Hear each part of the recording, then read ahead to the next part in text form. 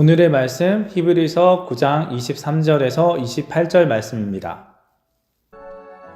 그러므로 하늘에 있는 것들의 모형은 이런 것들로서 정결하게 할 필요가 있었으나 하늘에 있는 그것들은 이런 것들보다 더 좋은 제물로 할지니라.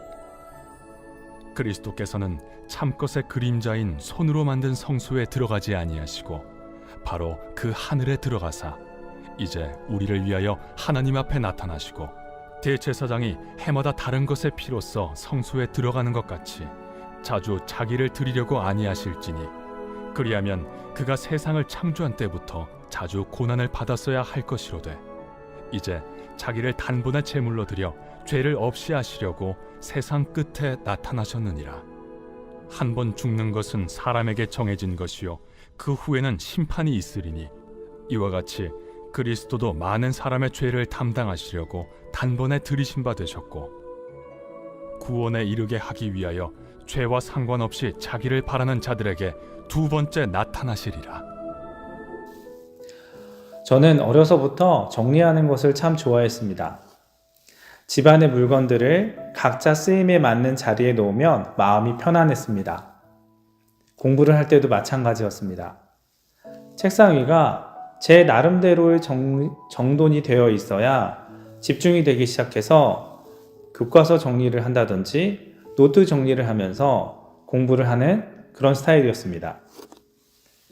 하지만 여러 사람들과 함께 살다 보면 정리가 생각처럼 되지 않는다는 것을 알게 됩니다. 결혼을 통해서도 알게 됐고요. 그리고 또 기숙사 생활 4명과 같이 한 방을 쓰면서 그런 점들이 많이 다가오더라고요. 내가 보기에는 잘 정리된 것 같아도 다른 사람한테는 불편한 점이 생길 수 있습니다. 그리고 그 점에서 서로의 방식이 옳다고 주장하다 보면 서로의 마음에 상처를 주기도 합니다.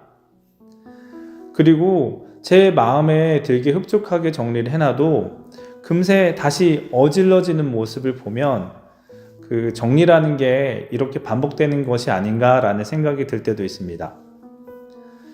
우리 일상도 이처럼 반복적인 일상들이 다가올 때가 있습니다.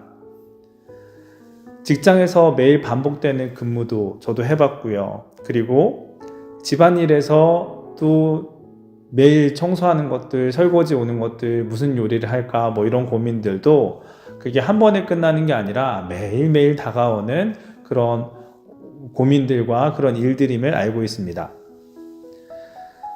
그리스도인들에게 큰 문제는 이런 반복에 대한 지루함이 우리 신앙 안으로까지 들어올 때입니다. 회개하고 다시 마음을 잡아도 또 비슷한 자리에서 넘어지는 자신에 지치기도 합니다. 예수 십자가의 은혜마저도 매번 겪는 일상의 고단함과 그 고단함을 닦아내는 마치 처방전처럼 신앙이 어떤 특정한 되풀이 과정으로 느껴질 때도 있습니다. 오늘 본문은 이런 우리 지친 마음을 흔들어 깨워줍니다. 구약의 제사장들, 사람이 손으로 만든 성소에서 짐승의 피로 제사를 지냈던 그 제사, 그것은 매일 그리고 매년 반복되었습니다. 그 제사는 하늘에 있는 참된 것의 모형, 그 모형의 그림자였기 때문에 반복될 수밖에 없다고 합니다. 그러나 참된 것은 이 땅의 피로 될 수가 없습니다. 하늘에 속한 참된 것은 그 제사장들이 하는 그 피의 방식과는 다른 방식으로 정결하게 되어야 했습니다.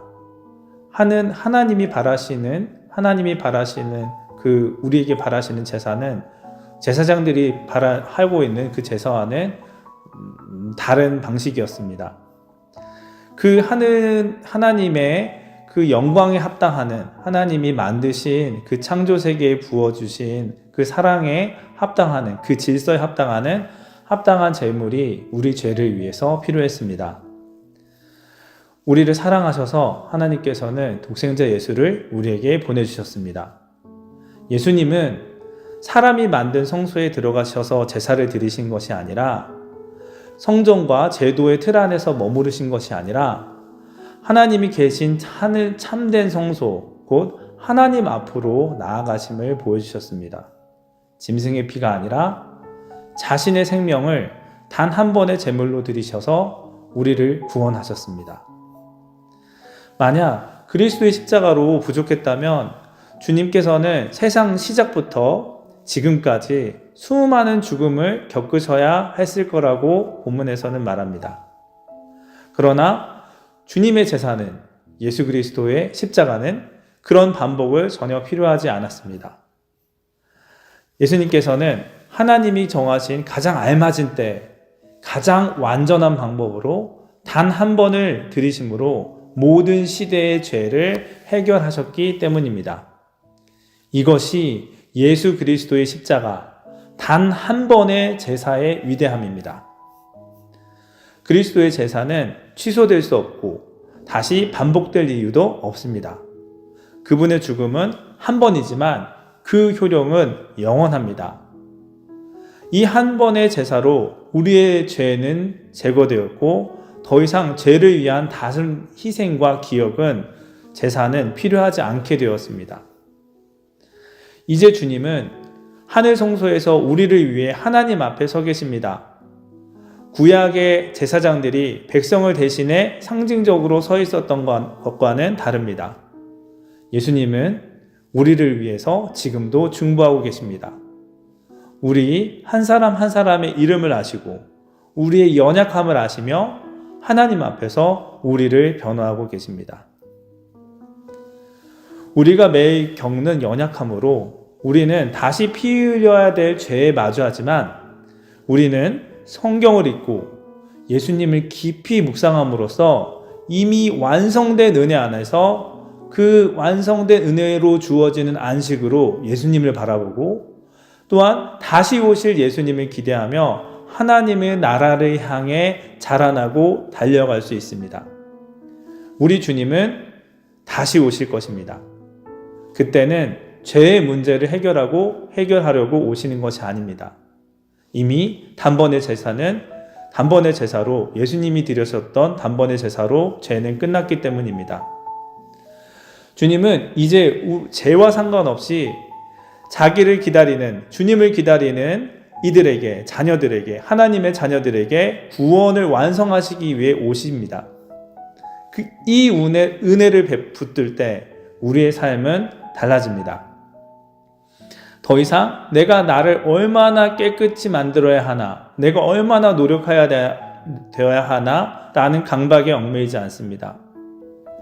죄가 반복될 때마다 절망하기보다 내 주변의 환경이 나의 모습들을 다시 죄의 속성을 떠올리게 할 때마다 주님의 제사는 그 단 한 번 드리심으로 영원히 유효하다는 사실을 다시 기억나게 합니다. 마치 먼지가 다시 쌓여도 그 집의 근본적인 청소는 이미 완성되었다는 것을 믿는 것과 같습니다. 그래서 죄책감에 주저앉기보다 우리는 다시 은혜의 자리로 나아갈 수 있습니다. 이것이 단번의 제사가 우리에게 주는 참된 안식이고, 이것이 그리스도인들이 구원을 누리는 방식입니다. 반복되는 일상에 지치고 나 자신의 연약함이 버겁게 느껴질 때마다 우리는 주님이 이미 다 이루셨다는 사실을 기억해야 합니다. 우리는 이제 무엇을 더 보태야 될 사람이 아니라 예수님을 통해 이루신 완성된 사랑 안에서 영광 중에 다시 오실 주님을 조용히, 그러나 확실한 소망으로 기다리는 사람들입니다. 이 한 번의 제사가 우리 삶 모든 반복되는 죄의 문제에 놓여 있습니다. 그 은혜, 예수 그리스도의 그 은혜가 오늘 살아가는 우리에게 충분합니다. 반복되는 일상에 지치고 또 몸이 예전 같지 않아서 마음도 몸도 무거운 날에 고백하기를 원합니다.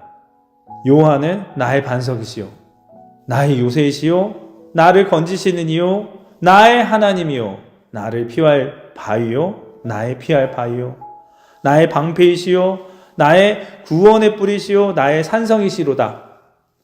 이렇게 고백하길 바랍니다. 하나님의 복음에는 하나님의 의가 나타나서 믿음에서 믿음으로 이르게 합니다. 의는 오직 믿음으로 우리 아버지 하나님과 예수 그리스도를 믿는 믿음으로 말미암아 살리라 하신 그 말씀을 우리의 고백이 되기를 원합니다. 우리를 위해 십자가를 지시고 우리의 죄의 굴레를 끝내시고 다시 하나님 자녀가 되게 하신 예수님을 바라봅니다. 하나님의 은혜 안에서 영광 중에 오실 그 주님을 기다립니다. 확신 중에 기다립니다. 오늘 하루도 우리 사도교회 성도 여러분 함께 믿음의 경주를 함께 달리기를 원합니다. 하나님 우리 아버지와 주 예수 그리스도께서 주시는 그 은혜와 그 평강이 오늘 하루 충만히 성도들 여러분 삶 가운데서 있기를 기도합니다.